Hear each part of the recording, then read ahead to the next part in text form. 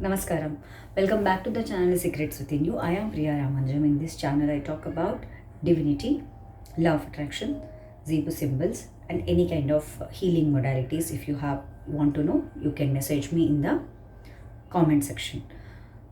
आज हम लोग बात करेंगे नवरात्रि के 8वें दिन के बारे में, 8th day ऑफ नवरात्रि। इस दिन माता रानी दुर्गा कौन से रूप में हमें दर्शन देती है? माता दुर्गा इस दिन महागौरी के रूप में दर्शन देती है।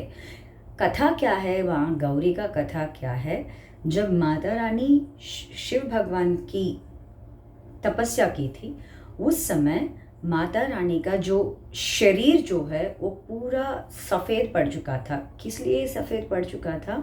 क्योंकि जिस तरीके से उन्होंने शिव भगवान को पाना चाहती है, वो खाना नहीं खाती थी और कुछ दिन पहले खाने के समय सिर्फ फल खाती थी, उसके बाद सिर्फ और सिर्फ पत्ते खाती थी, उसके बाद बिल्कुल बिना खाना बिना पानी सब कुछ बंद करके उन्होंने अपना तप किया था। तो तप मतलब उस ज़माने में तप बोलते हैं, अभी आजकल के पॉश लैंग्वेज में उसको मेडिटेशन बोला जाता है। वो एक तरीके का तप है। जिन चीज़ हम पाना चाहते हैं उस चीज़ के ऊपर हम लोग ध्यान लगाना, इसी को मेडिटेशन बोला जाता है। उसी तरह माता रानी भी अपना मेडिटेशन कर चुकी थी और जिस तरीके से माता ये सारे अपना खाना, जो इवन उन्होंने जल लेना भी बंद किया था और जो आसपास की वेदर चेंजेस की वजह से माँ का वर्ण जो था वो एकदम सफ़ेद पड़ गया था। उनका पूरा रंग गौर था। गौर का मतलब सफ़ेद, इसलिए माता रानी का रूप था आज महागौरी। आज माता रानी को कौन से रंग के फूल अर्पण करना है? जो भी सफ़ेद के फूल जो है, जो सफ़ेद का कमल जो मिलता है वो आप चढ़ा सकते हैं और जो भी सफ़ेद का फूल है वो आप अर्पण कर सकते हैं। किसी किसी के घरों में जो नवरात्रि के दिन जो है पूरा व्रत, किसी ने दुर्गा सप्तशती शुरू किया होगा, किसी ने व्रत शुरू किया होगा, पहले दिन से लेके पूरा आज के दिन, मतलब कल के दिन जो है आप क्या करेंगे, उस दिन तक आप उनको कंप्लीट करेंगे। मतलब कल तक आप जितना भी फास्ट रखे थे, कल तक फास्ट रख के आप लोग कंप्लीट करते हैं। कुछ लोग क्या करते हैं, उनकी नवमी के दिन पूजा होता है। जिनका पूजा और जो आपने माता का चौकी रखा है या कलश रखा है, उनको सब विसर्जन करना, पहले पूजा करने के बाद विसर्जन करना। और कल कुछ लोग क्या करते हैं, कन्या का पूजा करते हैं। किसी किसी के घरों में कन्या का पूजा कल होता है, किसी किसी के घर में कन्या का पूजा नवमी के दिन होता है। जिनके घर में अष्टमी के दिन तिथि होता है, क्या करना है, 2 से 5 साल के अंदर जो कन्या है उनको घर पे आमंत्रित करना है और उनका पूजन करना है। ये जो कन्या पूजा भी आप 12 बजे के पहले तक करिएगा, क्योंकि एक्चुअली आज ही शुरू हुआ है अष्टमी का तिथि। 7 o'clock 57 मिनट्स में ऑलरेडी अष्टमी का तिथि शुरू हो चुका है और कल 6:30 बजे तक ये तिथि है। इस बार हर तिथि 2 दिन में बटा हुआ है, 2 दिन आए हुए हैं। तो इसीलिए, क्योंकि कल सुबह हम लोग देखते हैं, पूजा सुबह करते हैं, बहुत लोग सुबह मानते हैं, करते हैं। तो किस समय आपको करना चाहिए? आपका ब्रह्मी मुहूर्त जो है 4:10 से शुरू हो रहा है 5:28 तक। जो लोग ब्रह्म मुहूर्त में करना चाहते हैं ये समय अच्छा है। अदरवाइज 5 बजे से लेकर 12 बजे तक जो समय है पूरा पूजा का समय है। पूजा का विधि विधान, जिन्होंने चौकी स्थापना की, जिन्होंने कलश स्थापना की, और इन लोगों का करना क्या है, जो आप लोगों ने, जो सारे बच्चों को, जो 5 बच्चे हैं उनको बुलाइए और उनके साथ बटुक भैरव जी का भी पूजा करना चाहिए। बटुक भैरव मतलब 5 साल के अंदर का कोई भी लड़का है, उनको घर पे बुला के जैसे 5 कन्या का पूजा करते हैं वैसे ही बटुक भैरव जी का भी पूजा करना चाहिए।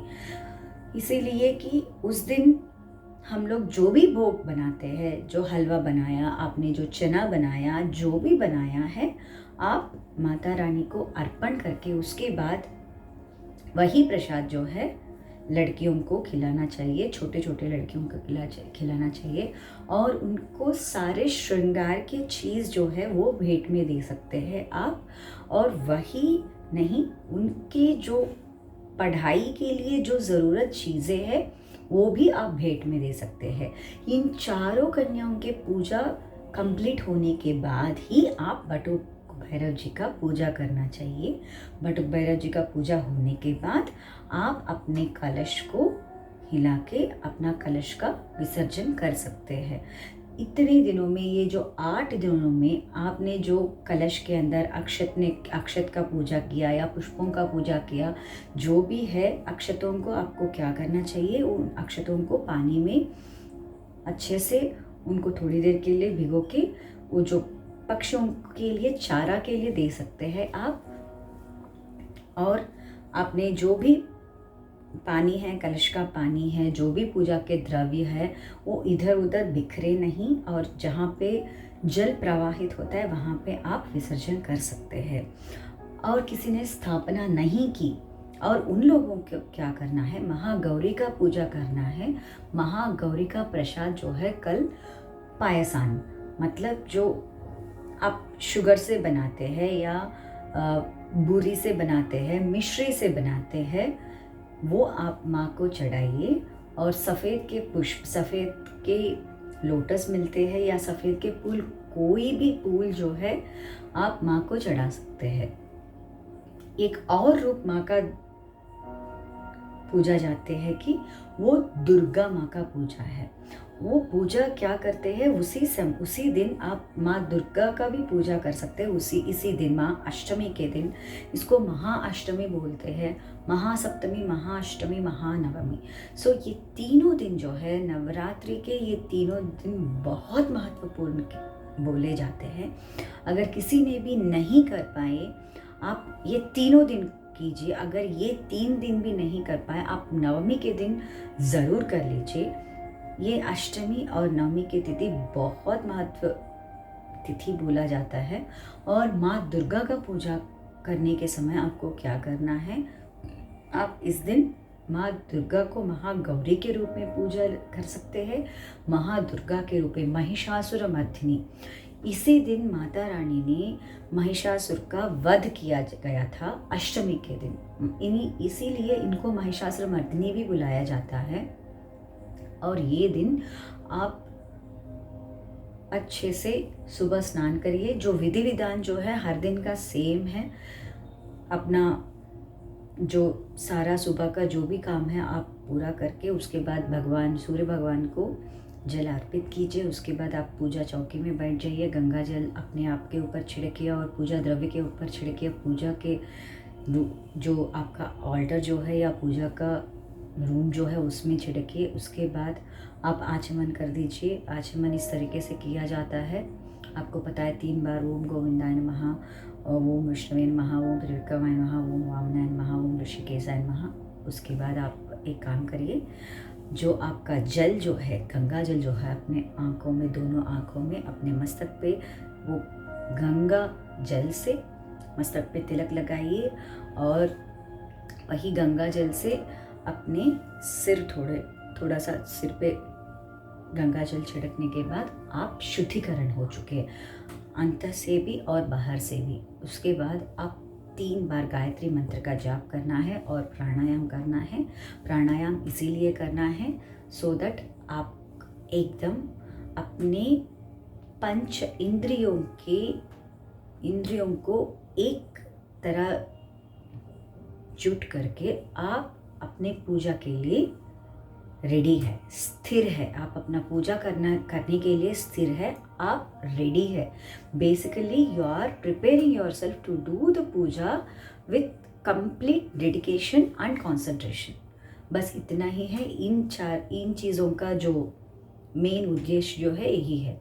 उसके बाद आप माता दुर्गा का करना चाहते हैं या माँ गौरी को अपने मस्तक में लगा, अपने मस्तिष्क में उनका रूप को रख के आप माँ गौरी का पूजा करना चाहते हैं, वो आपकी मर्जी। जिन रूप में आप माँ को पूजा करना चाहते हैं, माँ दुर्गा, महिषासुरमर्दिनी और महागौरी। अगर आप नवदुर्गा पूजा कर रहे हैं तो आप महागौरी के हिसाब से करिए। आप नॉर्मल माता रानी का पूजा कर रहे हैं, आप दुर्गा माँ का पूजा करिए। उसके बाद मंत्र क्या है, मैं दोनों मंत्र बताऊंगी आपको। ओम महागौर्यै नमः, ओम महागौर्यै नमः 108 टाइम्स, जो 108 आपके जो जपमाला जो है उसके साथ आप पूजा करिए। उसके बाद जो लोग दुर्गा का पूजा करना चाहते हैं, इस दिन आप एक मंत्र बोलिए, ओम दुम दुर्गायै नमः, ओम दुम दुर्गायै नमः। ये बहुत ही आसानी मंत्र है। 108 टाइम्स इसको करिए। और 21 टाइम्स जो प्रार्थना श्लोक है, या देवी सर्वभूतेषु महागौरी रूपेण संस्थिता, नमस्तस्यै नमस्तस्यै नमस्तस्यै नमो नमः। या देवी सर्वभूतेषु महागौरी रूपेण संस्थिता, नमस्तस्यै नमस्तस्यै नमस्तस्यै नमो नमः। ये मंत्र है आपका प्रार्थना मंत्र है। इसको आप 21 बार जाप करिए, या आपके पास वक्त है आप दे सकते हैं, आप 108 टाइम्स कर सकते हैं। तो इस तरीके से पूजा का विधि विधान करना चाहिए। महागौरी के लिए आप सफ़ेद की चीज़ नारियल ज़रूर आप माँ को भेंट में दे दीजिएगा। नारियल पक्का आपको उस दिन माँ को चढ़ाना ही चढ़ाना है। जैसे मैं आपको हर एक दिन में एक वस्तु मैं बोल रही हूँ जो आपको इजीली अवेलेबल है, घर पे रहता है। मैंने आपको आज गुड़ के बारे में कहा था, कल तो मैंने शहद के बारे में कहा था, आज तो नारियल के बारे में। तो ये चीज़ जो है आपको इजीली अवेलेबल होता है और आप कर भी सकते हैं। आप कोई भी नहीं कर पाए, कोई भी प्रसाद नहीं बना पाए, कोई भी रीज़न की वजह से आप एक बस नारियल चढ़ाइए और पूजा पूरा करने के बाद माता रानी को आरती दे दीजिए और माता रानी से ये प्रार्थना कीजिए, मंत्रहीनम क्रियाहीनम भक्तिहीनम। माँ आपको पता है मैं सुबह से उठने के बाद रात को सोने तक बहुत सारी गलतियाँ मेरे से अनजाने में, जाने अनजाने में मैं करती हूँ। मुझे माफ़ कर दीजिए और मेरी पूजा को स्वीकार कीजिए। जो अनजान गलतियाँ हैं मुझे माफ़ कर दीजिए। जाने अनजाने में जितने भी मेरे साथ गलतियाँ होती है वो दोबारा दोहराने नहीं चाहती हूँ मैं किसी भी तरह। मुझे उस तरीके से उस मार्ग पे मुझे ले जाइए। तो ऐसे प्रार्थना करके सबसे आखिर आपको ये बोलना है, स्वस्ति प्रजाभ्यः परिपालयन्तां ज्ञानेन मार्गेण महिषाः गोब्राह्मणेभ्यः शुभमस्तु नित्यं लोका समस्ता सुखिनो भवन्तु। सबसे पहले आपको ये सोचना चाहिए सब लोग अच्छा होना चाहिए। उन सब लोगों से मैं एक होना चाहती हूँ। सब अच्छे होना, सबको अच्छा होना है, सब लोग शांति से सुखी से रहना चाहिए। बस यही मेरी प्रार्थना है, यही मेरी दुआएं हैं और मेरी प्रार्थना को स्वीकार कीजिए। और मेरी जो भी इच्छाएं हैं, मैं हर बार आपको कहती हूँ, धर्म के हिसाब से आपको जो भी इच्छाएं मांगनी है वो मांगिएगा। कभी भी किसी के बुराई के लिए कोई भी पूजा करेंगे आपके ऊपर वो उल्टा ही पड़ेगा। ये चीज़ आप अच्छे से याद रखिए। आप अच्छा रहना चाहते हैं, आपको इम्प्रूवमेंट चाहिए लाइफ में, आपको सुख सुविधा चाहिए, वो बहुत अच्छी बात है, वो आप अपने लिए मांग रहे हैं।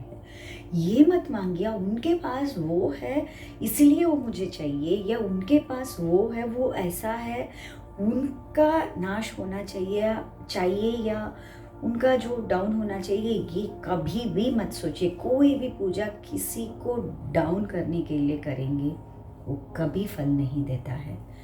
यही आपको चाहिए, बस यही पूजा करना चाहिए आपको। सब लोग सुख शांति से रहना चाहिए और उन लोगों से मैं एक भी रहना चाहती हूँ जब आप ये करेंगे आपका पूजा सफल हो जाएगा। यही मेरी प्रार्थना है आप सबके लिए। बहुत बहुत बहुत धन्यवाद। नमस्कार।